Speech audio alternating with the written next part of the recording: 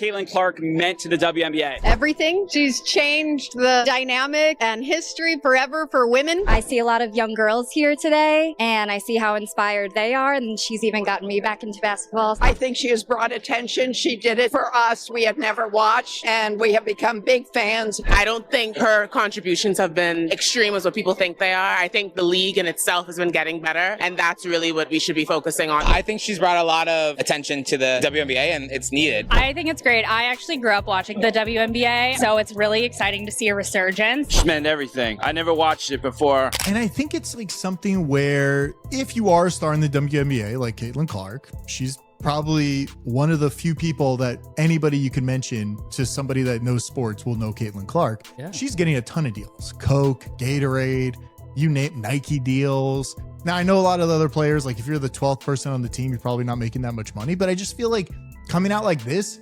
what are they going to bargain with? What is their like thing they're coming with that's going to change their salary? And that's what I was trying to figure out. I couldn't understand because they're already rev sharing. The NBA already gives them money, compensates for the loss they make every year. Female bird. She had Van Slugenhagen on her. She was like, I'm offended that y'all have white defensive players guarding me, and she put her in the torture chamber. You should have known from her little face that she didn't want this matchup from the beginning. Caitlin reminds me of what Dame does. If anybody ever noticed, her first shot, always a three. First quarter, second quarter, third. She sets the distance on her first shot, so you have to guard her there. Now she can do whatever she wants to do. She's playing the chess game. That's what Dame does. He starts his game off. He's going to shoot a deep ass three to four. So if you're a Fever fan and you're hoping they'll keep Caitlin Clark, it's my belief that when push comes to shove, there's no way they can let her get away. They will fire everybody. Gatorade thought they were cashing in on the Caitlin Clark frenzy. Instead, they triggered a full-blown fan revolt. One bad ad, one smug misfire, and now they're smack in the middle of a PR inferno. The WNBA tried to ride the wave, but forgot who's making the wave in the first place. And now, the entire Indiana Fever organization is feeling the heat. Because this wasn't just a branding flop, it exposed the growing cracks in a franchise that keeps trying to dim its biggest star. Listen, NBA players make 50% of revenues. WNBA players make 9%. And now the merch sales are up 500% and attendance is up 40%. So they're going to get a raise. There's no question. And I don't really care that the previous 25 years, they didn't make a lot of money or lost money. I don't care. They're in the middle of a negotiation and they're on a heater. So it doesn't really matter. I've said this before. I made an investment for 5 years and it lost money. And I got about 6 months left in the investment. And in the last 6 months, they started making cash. I'm not bailing on the investment. I want to finally get my money back. So they're going to get a raise. They're finally turning a corner. But and negotiating in any business is all about current momentum. It's not about 12 years ago. It's about current momentum. And while the league fumbles the bag, Caitlin Clark casually racks up $660,000 in merch sales, like she's shaking change out of the couch cushions. Yeah, that's not a flex, that's a takeover. Grab a drink, grab popcorn. This meltdown's about to boil over. If she leaves the Fever, I'm gone too. That used to be a quiet tweet from a frustrated fan. Now, it's the anthem of a movement. Caitlin Clark isn't just suiting up for the W. She is the W for an entire generation of fans who, 6 months ago, couldn't have named a single team. Now they're organizing custody hearings. Because if this ends in a split, Indiana's walking away with half the crowd and zero good vibes. Caitlin Clark is a media driver. She is a ratings driver. I think about the NBA post Magic and Larry, the NBA post Michael Jordan, tennis post Serena Williams, golf post Tiger Woods, right? There are certain athletes that drive the sport more than others. And that's not to take away from anyone else drafted tonight. That's not to take away from the other incredible superstars in the WNBA right now. And don't get it twisted. This ain't bandwagon fluff. These fans are converted, baptized in logo threes and shot clock daggers. They don't care what city she reps. They care where she's going next. Clark's jersey isn't just a number, it's a compass. And they're following her like she's leading the damn WNBA exodus. T-shirts don't bother me. But why do you take a shot at the Golden Goose, Caitlin Clark? You guys were flying before she arrived on one of those airlines that made you pay for a cup of water. One of those airlines that is the planes are the color of a highlighter. Now you're flying private. Okay, if you're in a band and you're staying at the Motel 6 and you add a band member and now you're at the Ritz-Carlton, keep your issues to yourself. No shade to the rest of the Fever roster. Respect where it's due. But when it comes down to picking between a struggling franchise and the icon who made you care about women's basketball, it's Caitlin or nothing. We're letting her cook. Me dinner. I'm buying Powerade stock. Is it a play on like women shouldn't? No, they didn't do it on purpose. There's no way. How you came up with this and not in the back of your minds like, oh, they're just gonna be like, oh, it's women. She just needs to cook. Didn't think about that in the PR room. Look, I'm a big advocate of letting. And right now, it's feeling a lot like nothing. Not because she's under-delivering, far from it. She's filling arenas, juicing ratings, dragging this team into relevance by sheer force of will. She is the blueprint, but the one person who apparently didn't get the memo, her coach. Because somehow the playbook sounds less like, let the star cook, and more like, maybe next quarter, sweetheart. And the irony? They're not even winning. They're getting cooked. WNBA before Caitlin Clark and the WNBA after Caitlin Clark. Describe these two worlds. Oh, entirely different, 180, you know. The WNBA before started in 1997, the year after the Atlanta Olympics, and was launched into a time when women's sports was still not taken seriously by a lot of, people. And some of those same guys now, if we want to talk about before and after, some of those same guys, or guys like them, are the ones buying the 22 jerseys, wearing them to games, Major, but also to the grocery store and to the gas station. It is now cool to be a WNBA fan, and it is cool to love Caitlin Clark and the spotlight that is finally shining on these players. But post-game, it's comedy hour. One player bricks 12 shots, and the coach says, keep going, babe, they'll fall. Caitlin fires one crunch time three, and suddenly it's lecture mode. The double standard isn't just annoying, it's theatrical. And fans, they see it. They're done pretending this is normal. They're not paying premium prices to watch the only thing that works on this team, get sidelined and second-guessed. They came for Clark, and they're not staying for sabotage. Say it with me. If Caitlin leaves, we leave. I was mesmerized by her. And I will tell you this. This was the greatest performance I've ever seen in the NCAA tournament, girl or boy. Greatest performance. On this biggest stage? Well, I'll tell you why. Because rarely does a game like this live up to its hype. Yeah. Rarely do you have the two superstars play like superstars, because you got to understand that the scout report is geared to stop you. All the hype coming into this is going to be people who've never watched a girls' basketball game watched. A lot of people watch for the first. This isn't just fandom anymore. It's a full-blown migration. And Caitlin Clark, she's the monarch butterfly with 1 million fans riding her thermals straight out of Indiana. These people aren't stuffing suitcases with Fever merch. They're bringing portable allegiance, ready to ship overnight to wherever she lands. New York, Vegas, a charter team on the moon. Doesn't matter. If Caitlin's there, so are they. You could rename the franchise to the Toilet Paper Tornadoes, and they'd still show up in custom jerseys. What about the Olympic stuff? On the night that I broke the news, someone read me the list that Caitlin Clark was not on the Olympic team, which was June 7th. She had just had 30 points and 7 threes against Washington in an amazing game. And bottom line on this is they did not want her on the team. There was either a sense that she needs to wait her turn. They wanted to give Diana Taurasi the going away present. Name another time when you would ever give an athlete a going away present with an Olympic berth. Outrageous. So Caitlin said, hey, it's okay. And in interviews, she said, it's all right, I'll make it the next time. Well, in the book, I have a wonderful anecdote from then. This isn't a hot streak. It's a cultural shift. And if Fever management isn't sweating buckets right now, they're asleep at the wheel. Because these fans aren't being dramatic. They're being honest. Caitlin Clark is the only reason they even gave the WNBA a shot. Let's not kid ourselves. It wasn't league promos, it wasn't glittery graphics or hyped up Instagram reels. It was one kid from Iowa with 30-foot range, next-level IQ, and the camera charm of a late-night host. Example, and there's enough votes here. This is a good test to see how bad this would be. Swag put this out, and it's starting to make the rounds. I voted. Okay, Fever fans, answer this. If Caitlin leaves Fever, would you still support the Fever? We got 1,145 votes here.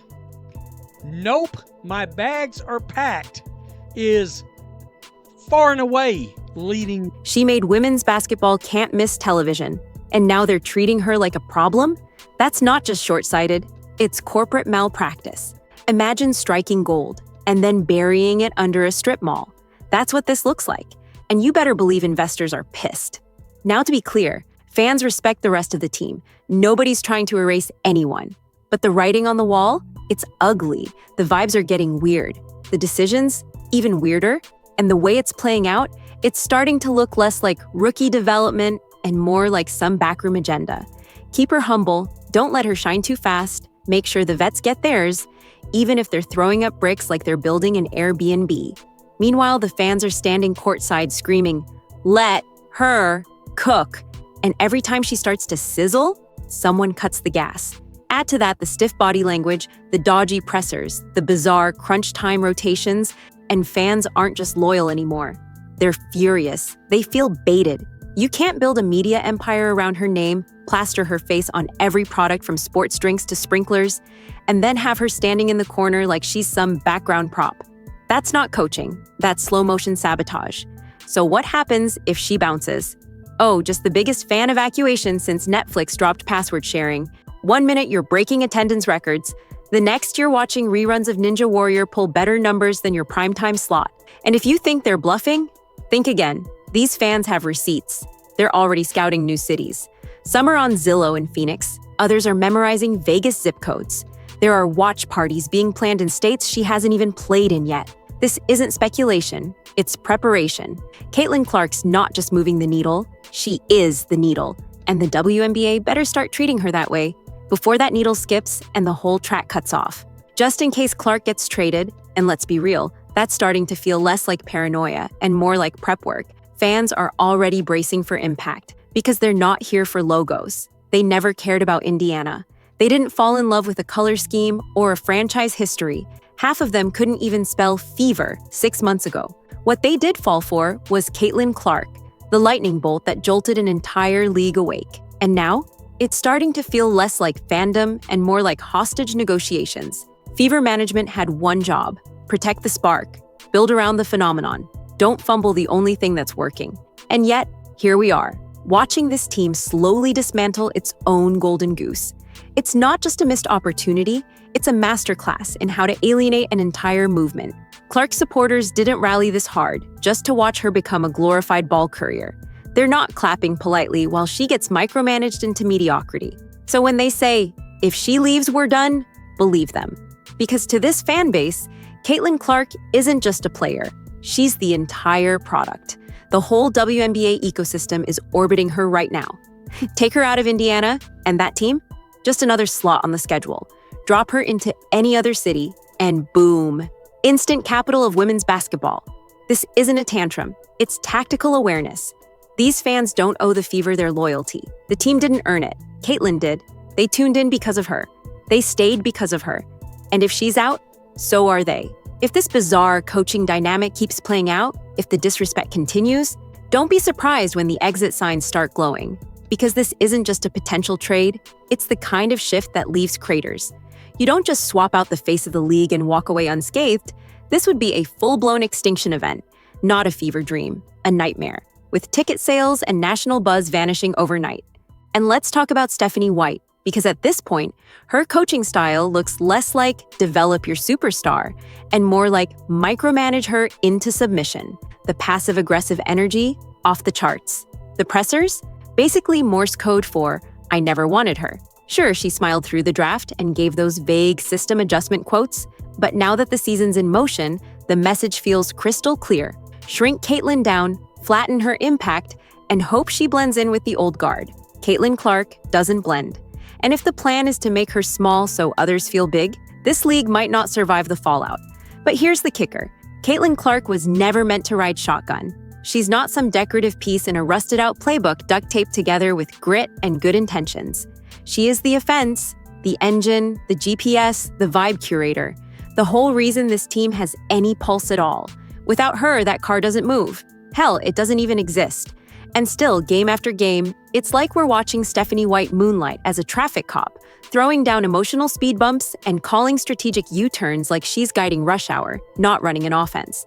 This isn't just a difference in basketball philosophy. This feels personal, the kind of tension you get when corporate drops a superstar in your lap and says, she's yours now, but you never actually bought in.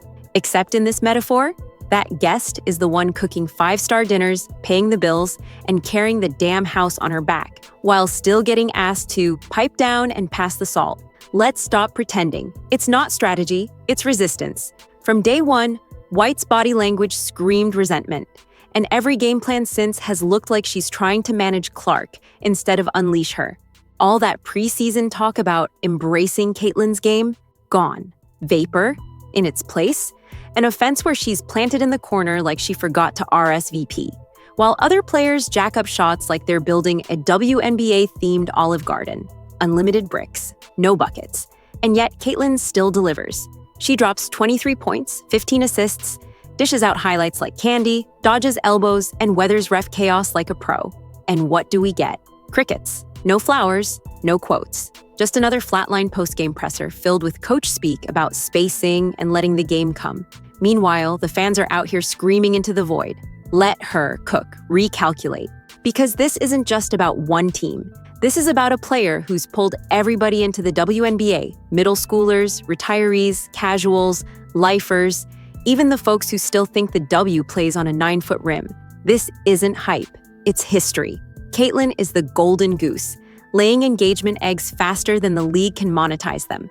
If marketing had its way, she'd be streaming her warm-ups with a GoPro and selling out merch in 12 different countries before tip-off. But on the court, they treat her like she's some fringe role player hoping for garbage time minutes. And we're supposed to normalize that? Please, Stephanie White can toss out all the coaching cliches she wants. Stick to the plan. Everyone has a role. Don't skip steps. Cute, but the only step being skipped here? Letting Caitlin Clark actually be Caitlin Clark. And here's the punchline. The keep Caitlin contained experiment, it's flopping harder than a fake foul call. This isn't structure. It's slapstick. Missed reads, broken plays, teammates running into each other like they're auditioning for Cirque du Soleil. And fans, they've had it. Because anyone with half a basketball brain can see what's going on. This isn't rocket science. It's basketball 101 with a side of common sense. But Stephanie White, she's still forcing the Caitlin Clark experience through the rusty gears of, we do things my way. That might fly if her way was winning games. Instead, it's producing fourth-quarter disasters and fan-base meltdowns, often at the same time. So here we are, mid-season, and the writing's on the scoreboard. Clark didn't walk into a system designed to lift her. She walked into a system trying to contain her. But here's the twist. She's not alone. Because Caitlin Clark isn't just a player. She's a full-blown movement. And movements, they don't whisper. They don't wait in the corner for permission. They push through, they detonate. They break systems that try to cage them. One viral highlight at a time. If the Fever doesn't course correct fast, they won't be remembered as the team that launched a legend. They'll be the answer to a sad trivia question. Which franchise fumbled the greatest marketing gift in WNBA history? Ouch. So maybe Stephanie White never wanted Clark. Maybe she wanted someone easier to mold, someone she could coach without challenge, someone who wouldn't hijack the spotlight. But tough break, she got a once-in-a-generation lightning bolt in high tops, and no amount of rigid game plans or passive-aggressive rotations is gonna stop this storm. Caitlin Clark isn't waiting for a green light. She is the light. So here's the real question. Will the Fever finally flip the switch, or keep dimming the only thing keeping them relevant? Drop your take in the comments. Is Caitlin being held back on purpose, or is it just bad coaching?